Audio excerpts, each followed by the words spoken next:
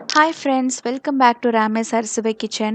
நாம் இன்னைக்கு இந்த வீடியோவில் 12 to 18 month பேபிஸோட பிரேக்ஃபாஸ்ட் ரெசிபீஸ் தான் பார்க்க போகிறோம். நான் ஏற்கனவே 5லிருந்து 12 மாத குழந்தைகளுக்கான baby food, baby care videos, lunch recipes எல்லாமே நான் போஸ்ட் பண்ணியிருக்கேன். அந்த வீடியோஸ்லாம் நீங்கள் பார்க்கலைன்னா அதோட லிங்க்ஸ் வந்து டிஸ்கிரிப்ஷன் இருக்கும், அங்கே போய் செக் பண்ணி பார்த்துக்கோங்க. என்னோட சேனலை நீங்கள் இப்போ தான் ஃபஸ்ட் டைம் பார்க்குறீங்கன்னா ரெட் கலர் சப்ஸ்கிரைப் பட்டனை ப்ரெஸ் பண்ணிக்கோங்க. கூடவே இருக்கிற பெல் ஐக்கானையும் மறக்காமல் கிளிக் பண்ணிக்கோங்க. என்னோட நோட்டிஃபிகேஷன் உங்களுக்கு கரெக்டாக வந்து சேர்ந்துடும். நம்ம ஃபஸ்ட்டு பார்க்க போகிற ரெசிபி பார்த்திங்கன்னா ஆப்பிள் ராகி அல்வா. ரொம்பவே டேஸ்டான ரெசிபி. இதுக்கு வந்து ஆப்பிளை நீங்கள் எடுத்து அந்த நல்லா கழுவிட்டு தோலெல்லாம் வந்து நீங்கள் ரிமூவ் பண்ணிவிடுங்க. ஆப்பிளில் வந்து நிறைய விட்டமின்ஸ் இருக்குது. நீங்கள் ஆப்பிள் கூட ராகி சேர்த்து கொடுக்கும்போது அவங்களுக்கு வயிறு ரொம்ப ஃபில்லிங்காக இருக்கும், ரொம்ப நேரத்துக்கு அவங்களுக்கு தாங்கும். ஸோ இதில் நல்லா அந்த சீட்ஸ் எல்லாம் எடுத்துகிட்டு நான் ஹாஃப் ஆப்பிள் தான் யூஸ் பண்ண போகிறேன். அதுவே வந்து நிறையா வரும் உங்களுக்கு.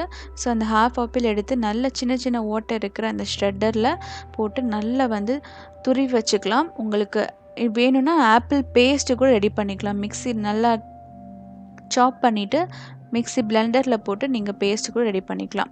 நான் வந்து 1 டேபிள் ஸ்பூன் அளவுக்கு ராகி மாவு சேர்த்துருக்கேன். அது கூட சேர்த்து கொஞ்சம் ஒரு 1/4 டீஸ்பூனுக்கு ராகி மாவு சேர்த்துருக்கேன். உங்கள் குழந்தை எவ்வளோ சாப்பிடுமோ அந்த அளவுக்கு சேர்த்துக்கோங்க. இதில் கொஞ்சோண்டு நாட்டு சர்க்கரை சேர்த்துருக்கேன். ஏன்னா சம்டைம்ஸ் ஆப்பிளில் வந்து ஸ்வீட் இருக்காது. ஸோ அப்போ வந்து அதை வந்து டேஸ்ட் என்ஹான்ஸ் பண்ணுறதுக்கு அதை சேர்த்துக்கலாம், சேர்க்காமையும் இருக்கலாம். அது ஆப்ஷனல் தான், நீங்கள் உங்களுக்கு வேணால் சேர்த்துக்கோங்க. இதெல்லாம் சேர்த்துட்டு நல்லா அடுப்பில் வச்சு நல்லா நம்ம கிளறிட்டே இருந்தோம்னா அந்த ராகி கூழ் மாதிரி ரெடி ஆகிடும். அதை நல்லா ஆற வச்சு உங்களுக்கு குழந்தைங்களுக்கு கொடுக்கலாம். ரொம்ப விரும்பி சாப்பிடுவாங்க. டேஸ்ட்டு வந்து சூப்பராக இருக்கும். நம்ம 2வது பார்க்க போகிற ரெசிபி பார்த்திங்கன்னா இட்லி அண்ட் சட்னி. இட்லியை விட ஒரு சிறந்த பிரேக்ஃபாஸ்ட் நான் வந்து சொல்லவே முடியாது. ஏன்னா அவ்வளோ சத்துக்கள் இருக்குது. அரிசியும் சரி, உளுந்து, வெந்தயம் எல்லாமே சேர்த்து நம்ம அரைச்ச மாவுனால ரொம்ப அவங்களுக்கு வயிறுக்கு ஃபுல்லாகவும் இருக்கும், அதே நேரத்தில் ஸ்ட்ரென்த்தும் கொடுக்கும். ஈஸியாகவும் ப்ரிப்பேர் பண்ணிடலாம். ஸோ இட்லிக்கு வந்து சட்னி உங்கள் வீட்டில் நீங்கள் என்ன செய்கிறீங்களோ அதையே கொடுக்கலாம். அடுத்து 3வது பார்க்க போகிற ரெசிபி பார்த்திங்கன்னா கேரட் ஊத்தாப்பம். இதுக்கு வந்து ஹாஃப் கேரட் தேவைப்படும். அதே மாதிரி கேரட்டை வந்து நல்லா கழுவிட்டு தோலெல்லாம் எடுத்துட்டு அரை கேரட்டை அதை துண்டு துண்டாக நறுக்கிட்டு நம்ம மிக்சியில் போட்டு அடித்து பேஸ்ட் பண்ணிக்கலாம். கேரட்டில் வந்து விட்டமின் சி வந்து அதிகமாக இருக்குது. ஸோ நார்மலாக நீங்கள் வெறும் ஊத்தாப்பம் செஞ்சு கொடுக்கறதுக்கு பதிலாக இந்த மாதிரி கேரட், பீட்ரூட், வேறு ஏதாவது ஆப்பிள், பனானா இந்த மாதிரி பழங்கள், ஃப்ரூட்ஸு, பழங்கள், வெஜிடபிள்ஸை வந்து நல்லா மிக்சியில் அடித்து அதை நீங்கள் தோசை மாவு கூட கலந்து கொடுத்தீங்கன்னா டேஸ்ட்டு ரொம்ப ரொம்ப நல்லாயிருக்கும். அதே மாதிரி ஹெல்த்தியும் கூட. ஸோ நான் வந்து கொஞ்சோண்டு தோசை மாவு எடுத்திருக்கேன். இதில் வந்து நம்ம அரைச்சி வச்சுருக்கிற கேரட் பேஸ்ட்டை சேர்த்து நல்லா மிக்ஸ் பண்ணிக்கோங்க. ஸோ கேரட் ஜூஸ் சேர்க்குறத விட கேரட்டை அரைச்சி அந்த பேஸ்ட்டோடு சேர்க்குறது தான் நமக்கு சத்து அதிகமாக இருக்கும். நீங்கள் அதை ஜூஸ் எடுத்து சக்கையை பிழிகிற வேலைலாம் வேண்டாம்.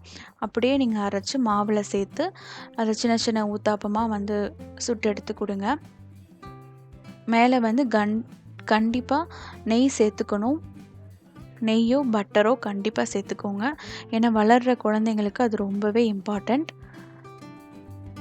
ஸோ இதை சேர்த்து நல்லா வந்து ஊத்தாப்பம் நல்லா வெந்தப்புறம் நீங்கள் சின்ன சின்ன பீஸாக பிச்சு கூட அவங்க தட்டில் போட்டு அவங்களே சாப்பிட வைக்கலாம். இதே மாதிரி நீங்கள் பீட்ரூட்லையும் செய்யலாம்.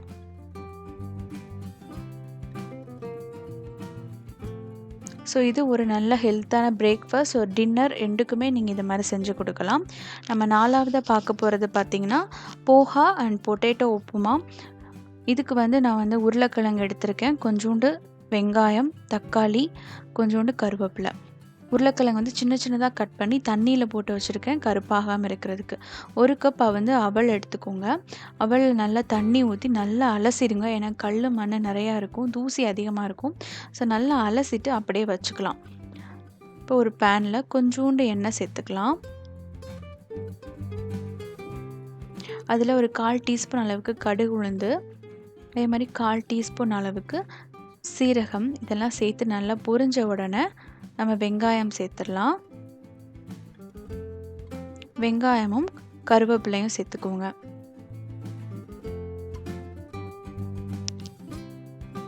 அதுக்கப்புறம் கொஞ்சோண்டு பெருங்காயத்தூள் இதெல்லாம் சேர்த்து நல்லா வதங்கின அப்புறம் நம்ம தக்காளி சேர்த்துக்கலாம். தக்காளி சேர்த்த பிறகு கொஞ்சோண்டு உப்பு, அப்புறம் மஞ்சள் தூள் சேர்த்துக்கோங்க.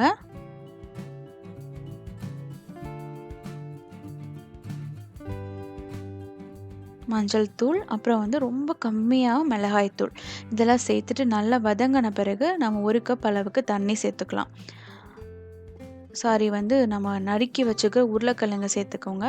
உருளைக்கிழங்கு சேர்த்துக்கலாம், இல்லைன்னா கேரட், பீன்ஸ் அதுவும் சேர்த்துக்கலாம். உங்களுக்கு எந்த காய்கறி அன்னைக்கு கொடுக்க விருப்பமோ அந்த காய்கறியை சேர்த்துக்காங்க. உருளைக்கிழங்கு ரொம்ப சின்னதாக நறுக்குனா நமக்கு சீக்கிரமாக வெந்து போயிடும். ஸோ இதை நல்லா வதக்கிட்டு நம்ம 1 கப் அளவுக்கு தண்ணி சேர்த்து நல்லா அந்த உருளைக்கிழங்கு வேகிற அளவுக்கு நல்லா விட்டுட்டு அதுக்கப்புறம் நம்ம ஊற வச்சுருக்கிற அந்த அவலை நம்ம சேர்த்துடலாம். இப்போ பார்த்தீங்கன்னா நான் ஊற வச்சுருக்கிற அவலை சேர்த்துட்டேன். இதெல்லாம் சேர்ந்து நல்லா குழைய வெந்துடணும். இது ஒரு நல்ல ஒரு பிரேக்ஃபாஸ்ட்டு. நீங்கள் வேறு காய்கறிகள் கூட சேர்த்துக்கலாம். ரொம்ப டேஸ்ட்டாக இருக்கும் சாப்பிட்றதுக்கு. ஸோ இதை நல்லா வெந்தப்புறம் இந்த மாதிரி கன்சிஸ்டன்சியில் வந்தப்புறம் அதை எடுத்து கொடுத்துக்கலாம். 5வதாக பார்க்க போகிறது பார்த்திங்கன்னா சத்து மாவு தோசை. எப்பயுமே சத்து மாவை நம்ம சும்மா நார்மலாக கஞ்சி மாதிரியே காய்ச்சி கொடுக்குறதுக்கு இந்த மாதிரி தோசை சுட்டும் கொடுக்கலாம். இந்த சத்து மாவு எப்படி ப்ரிப்பேர் பண்ணுறதுக்குன்னு ஒரு வீடியோ போட்டிருக்கேன். அதோட லிங்க்ஸ் வேணால் நான் டிஸ்கிரிப்ஷனில் கொடுக்குறேன். நீங்கள் போய் செக் பண்ணி பார்த்துக்கோங்க.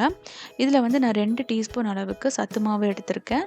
அதில் அரை வாழைப்பழம் சேர்த்துக்கோங்க. சேர்த்துட்டு அந்த மாவோடு சேர்த்து நல்லா மிக்ஸ் பண்ணிக்கோங்க. இதில் நான் சர்க்கரை எதுவும் சேர்க்க போகிறதில்ல. ஏன்னா பனானாவில் நிறைய ஸ்வீட் இருக்கும். ஸோ எக்ஸ்ட்ராவாக நீங்கள் சர்க்கரையோ நாட்டு சர்க்கரையோ எதுவுமே சேர்க்க வேண்டாம். பனானா மட்டும் போதும். ஸோ அதை சேர்த்துட்டு நல்லா இந்த தோசை அடை மாவு பக்குவத்தில் பரட்டி வச்சுக்கோங்க. இப்போ ஒரு தவாவில் நெய்யோ பட்டரோ சேர்த்து நல்லா ஸ்ப்ரெட் பண்ணி விட்டுட்டு நம்ம இந்த தோசை மாவை அதை ஊற்றிடலாம். ஊற்றிட்டு நல்லா வெந்துடணும். நான் 2 பக்கமும் நல்லா சுட்டு எடுத்து தேவையான அளவு நெய் இல்லைன்னா பட்டர் எல்லாம் சேர்த்துட்டு நல்லா வேக விட்டு கொடுத்துருங்க. சின்ன சின்ன பீஸாக நீங்கள் பிச்சு தட்டில் போட்டிங்கன்னா அவங்க ஈஸியாக எடுத்து சாப்பிட்டுக்குவாங்க. ஸோ வாழைப்பழம் சேர்த்துருக்கிறதுனால இந்த தோசை ரொம்பவே சாஃப்டாக இருக்கும். இந்த மாதிரியும் நீங்கள் செஞ்சு கொடுக்கலாம். ரொம்ப ஈஸியாகவும் நம்ம செஞ்சிடலாம். 2வதாக பார்க்க போகிற ரெசிபி பார்த்திங்கன்னா செர்லாக் யூஸ் பண்ணி ஒரு பேன் கேக்கு. இதுக்கு ஒரு அரை வாழைப்பழம் எடுத்துக்கோங்க. நீங்கள் செர்லாக் எந்த பிராண்டானாலும் சரி எந்த ஃப்ளேவர்னாலும் சரி நீங்கள் எடுத்துக்கலாம். நம்ம பனானாவை நல்லா மேஷ் பண்ணிக்கலாம். ஒரு ஃபோர்க் வச்சு நல்லா மேஷ் பண்ணிவிட்டு ஒரு 4லேருந்து அதாவது உங்கள் குழந்தை எவ்வளோ சாப்பிடுமோ அந்த அளவுக்கு செர்லாக் எடுத்துக்கோங்க. ஒரு 4 இல்லைன்னா 5 டீஸ்பூன் அளவுக்கு எடுத்துக்கலாம். அதை சேர்த்துட்டு அதை பனானா கூட சேர்த்து நல்லா மிக்ஸ் பண்ணிக்கோங்க.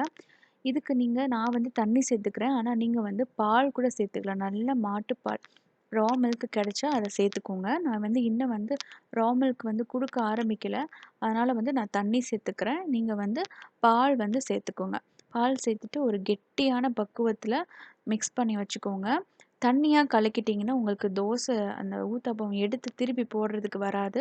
ஸோ கொஞ்சம் கெட்டியாக கலக்கிட்டு இந்த மாதிரி சின்ன சின்ன பேன் கேக்காக ஊற்றி அவங்களுக்கு எடுத்து கொடுக்கலாம். இந்த வீடியோ உங்களுக்கு ஹெல்ப்ஃபுல்லாக யூஸ்ஃபுல்லாக இருந்தால் நான் சேனலை மறக்காமல் சப்ஸ்கிரைப் பண்ணிக்கோங்க. லைக் பண்ணுங்கள், கமெண்ட் பண்ணுங்கள், ஷேர் பண்ணுங்கள். கண்டிப்பாக உங்களுடைய ஃப்ரெண்ட்ஸ் யாராவது யங் மதர்ஸ் இருந்தாங்கன்னா அவங்களுக்கு ஷேர் பண்ணுங்கள். அவங்களுக்கு இது ரொம்ப யூஸ்ஃபுல்லாக இருக்கும். என்னோட மற்ற வீடியோஸையும் கண்டிப்பாக பாருங்கள். தேங்க்யூ ஃபார் வாட்சிங்.